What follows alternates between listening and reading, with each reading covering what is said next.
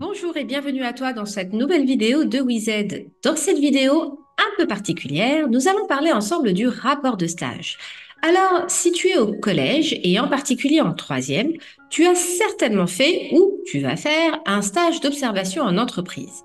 Et à la fin de ce stage, on te demandera de remettre un rapport de stage à ton établissement. Eh bien, c'est ce dont on va parler dans cette vidéo. Je vais t'expliquer comment faire. C'est parti. Voici ce que nous allons voir en particulier dans cette vidéo. Tout d'abord, le stage d'observation, qu'est-ce que c'est? Ensuite, à quoi ressemble un rapport de stage? À quoi sert ce rapport de stage?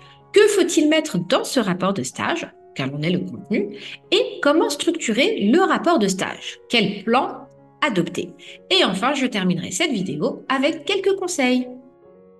Alors, le stage d'observation en entreprise, qu'est-ce que c'est? Le stage de troisième dure une semaine et c'est l'occasion de découvrir le monde du travail, de partager le quotidien de professionnels et de bénéficier d'une expérience concrète. L'ambition du stage n'est donc pas tant de permettre aux élèves de confirmer ou d'invalider une hypothèse d'orientation professionnelle que d'enrichir leur culture générale citoyenne. Bon, je ne vais pas te mentir, ceci est un copier-coller de ce que tu peux trouver sur le site du ministère de l'Éducation nationale. Maintenant, concrètement, qu'est-ce que ce stage d'observation? Alors oui, cela dure une semaine.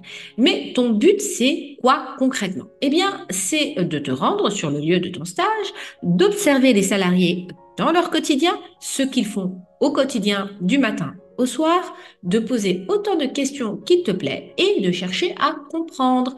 Le but final, c'est quoi? C'est de découvrir des métiers et une infinité de possibilités pour toi.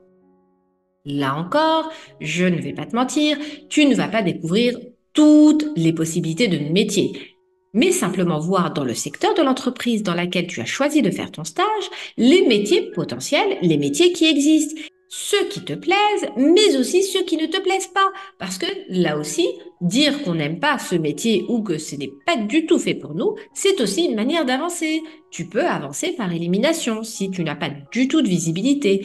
Le fait est que tu es juste en troisième, mais le lycée, c'est quand même pour bientôt et on va très rapidement te demander de faire des choix. Donc le stage en entreprise est une excellente opportunité pour toi d'essayer d'avancer dans la voie que tu souhaites faire ou du moins d'essayer d'élaguer le chemin, c'est-à-dire de procéder par élimination.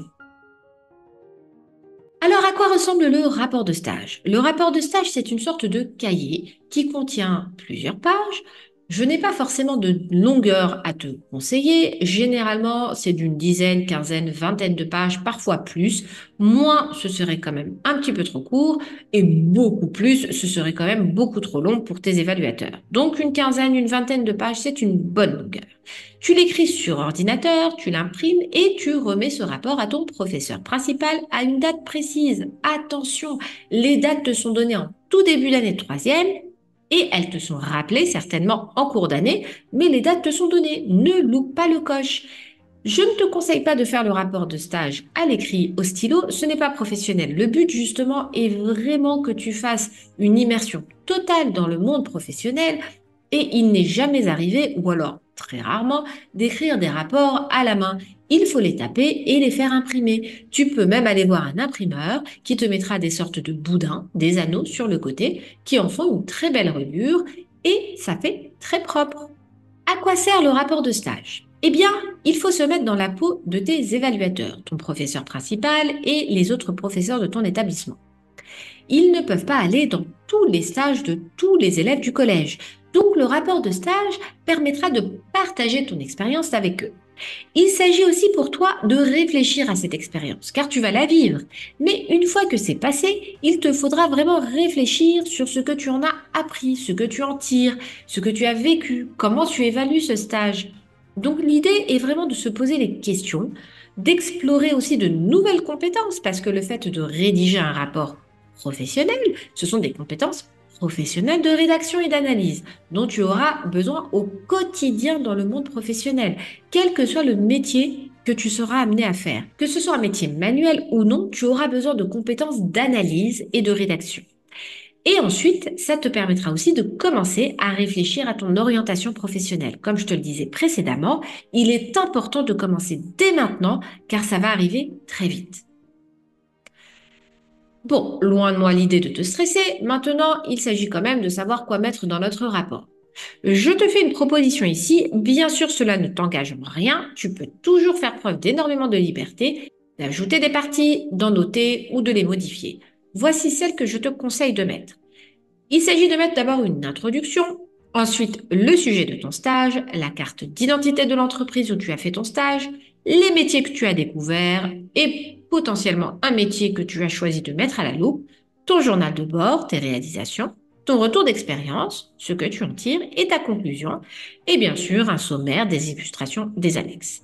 Pas de panique, on va voir ça plus en détail.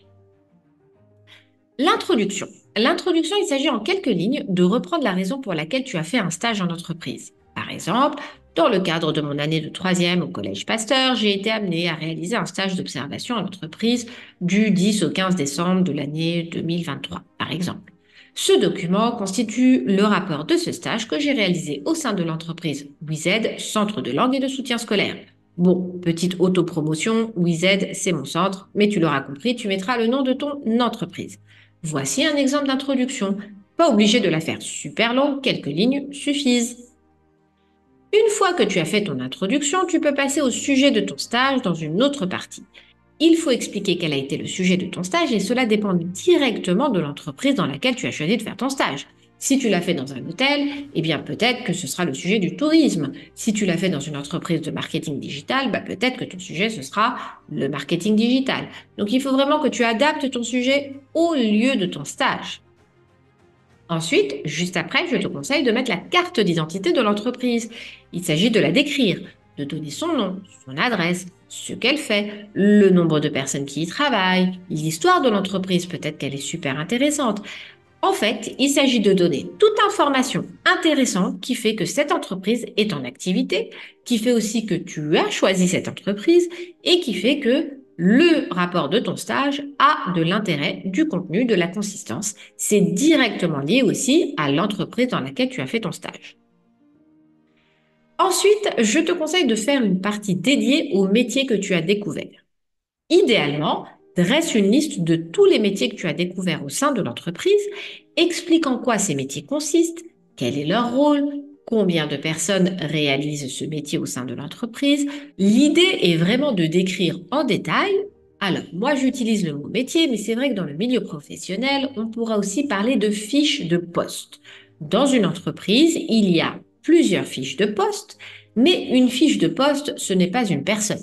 Ça peut être trois personnes qui réalisent la même tâche. Par exemple, dans un service comptabilité au sein d'une entreprise, tu peux avoir trois ou quatre contrôleurs de gestion, peut-être qu'un seul. Le poste en question, c'est le poste contrôleur de gestion. Voilà. Ensuite, ce que tu peux faire et qui peut être très intéressant et qui aura une grosse valeur ajoutée sur ton rapport de stage, c'est d'expliquer que tu as choisi métier parmi tous ces métiers car il t'a particulièrement intrigué ou intéressé. Et là, tu peux le mettre à la loupe. Expliquer concrètement en quoi ça consiste au quotidien, combien de personnes le réalisent, pourquoi a priori, pourquoi c'est crucial pour le fonctionnement de l'entreprise. Donne un maximum d'informations sur ce métier. Ça prouve que tu as analysé ton stage et que tu as réussi à en tirer, à en extraire des informations essentiel. Ensuite, la partie que je te conseille de voir, c'est le journal de bord, comme un capitaine ou un voyageur qui va tenir un journal de bord au quotidien. L'idée, c'est que pendant ta semaine, tu as idéalement pu voir et faire différentes activités. Toujours est-il que chaque jour, tu t'es rendu sur le lieu de ton stage et tu as fait quelque chose. Eh bien, c'est le moment de l'écrire. Décris chaque journée de ton arrivée sur le site à ton départ le soir. Filtre quand même les informations que tu donnes. Elles doivent servir à la cohérence de ton stage. Et si une de tes réalisations nécessite plus d'explications, tu peux même en faire un chapitre tout entier à part.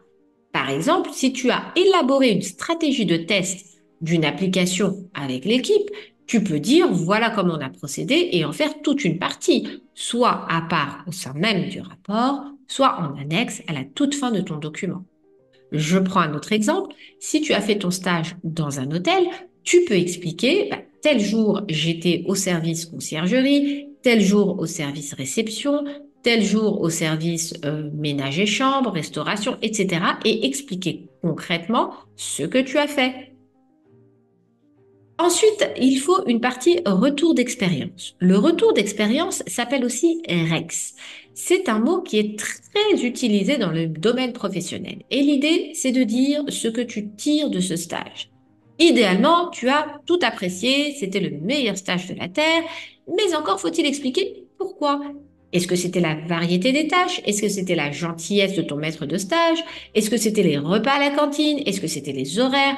Il faut que tu fasses une vraie introspection, que tu réfléchisses en quoi ce stage a été top. Et puis, si tu n'as pas apprécié certains aspects de ce stage, explique aussi pourquoi. Bien entendu, il faudra faire attention un petit peu à la formulation. Dire que les réunions étaient ennuyantes n'a pas forcément de valeur ajoutée.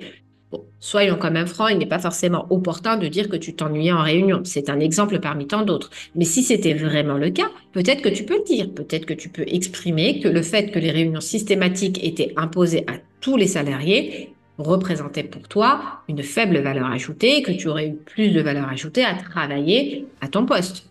Peut-être. Toujours est-il qu'il faut être relativement perspicace sur l'analyse de ton expérience. Ensuite, il faut faire une conclusion. Alors, au-delà de ton retour d'expérience que nous venons d'expliquer, il s'agit de conclure en 2 ou 3 phrases, ferme le document et ouvre sur ton état d'esprit à la fin de ce stage. Par exemple, tu pourrais dire « Ce stage d'observation en entreprise a été une expérience enrichissante et éducative qui m'a permis de découvrir le monde du travail sous un nouvel angle. Grâce à cette immersion, je suis désormais plus serein, sereine, quant à mon choix d'orientation professionnelle. » Alors, quand même, n'oublions pas que ton document doit aussi contenir un sommaire, des illustrations et des annexes. Les annexes, c'est tout document que tu juges utile que tu mettras en fin de document.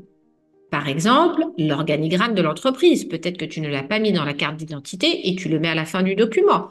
Tu peux mettre aussi la stratégie de test que tu as réalisée. Il n'est pas du tout opportun de la mettre à l'intérieur du rapport de test, mais tu peux la joindre à la fin de ton document. La plaquette de l'entreprise aussi. Tout ceci peut être mis en annexe. Alors, avant que je te montre concrètement comment faire dans un document, je vais te donner quelques conseils ultimes. Soigne ton orthographe et le registre de langue utilisé. Tu es quand même en train de rédiger un rapport, reste professionnel. Pour les métiers, tu peux prévoir des interviews que tu mettras en annexe ou même dans le document même. Ce qui t'a permis de découvrir les différents métiers, les différentes fiches de poste, peut-être que tu as fait des interviews. C'est super intéressant, alors mets-les en annexe.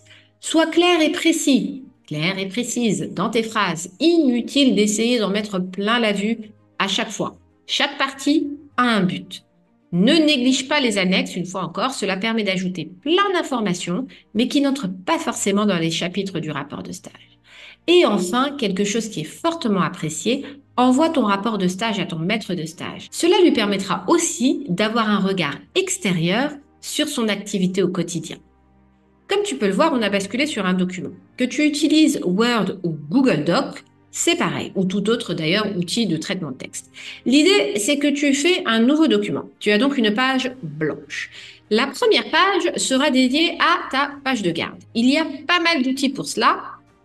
Tu peux mettre ici page de garde et tu as des modèles. Imaginons que je prenne le tout premier modèle, je ne vais pas me casser la tête, mais tu as énormément de choix. Ici, tu mettras le titre de ton document. Tu vas donc écrire un rapport de stage de 3e. Bon, je mets ça. Maintenant, à toi de l'adapter. Il te faudra mettre le nom en dessous et toute autre information que tu peux estimer utile. Ensuite, voilà comment on fait. Je te rappelle les différentes parties que nous avions vues ensemble. Et voilà, j'ai donc mis les différentes parties que nous avions vues tout à l'heure et j'ai ajouté les annexes. Ce que tu peux faire, c'est choisir le format titre, hein, et ensuite tu mets la mise en page que tu souhaites. Je vais le garder en bleu puisque mon thème, c'est le bleu. Je vais les numéroter ici directement en allant, comme tu peux le voir ici, et en mettant mes différents chapitres. Et voilà mes différents chapitres. Ce ne sont que des cases vides, il n'y a rien.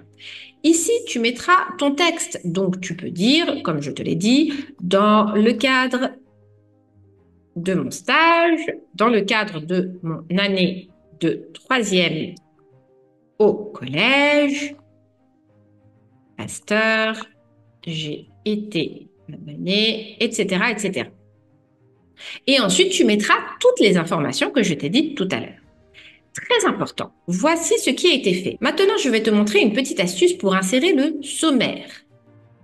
Observe bien, je vais dans Références et ici, je vais aller dans Table des matières et directement cliquer sur la table des matières classique. Et ça m'a automatiquement ajouté une table des matières que tu peux renommer ici en sommaire. Hein. Rien ne t'empêche de le faire.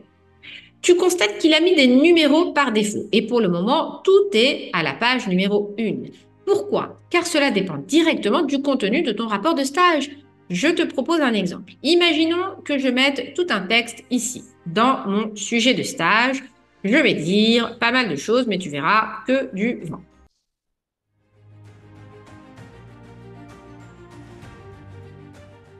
Imaginons que ça m'amène à la page suivante.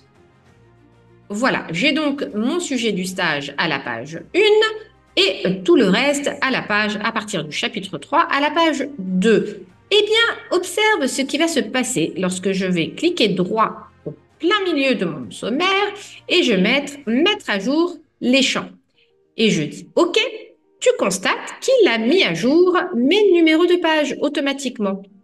Voilà comment on fait. Et donc, au fur et à mesure que tu vas rédiger, tu vas insérer des images, tu verras que ton rapport de stage va s'enrichir. J'en suis déjà à 3 pages alors que je n'ai quasiment rien écrit. Donc, ne prends pas peur avec les numéros de pages, tu verras, ça va tout seul. Voilà, j'espère que cette vidéo t'a plu. N'hésite pas à la partager avec ton entourage. N'hésite pas également à liker et t'abonner à cette chaîne. Et pour ma part, je te dis à très bientôt.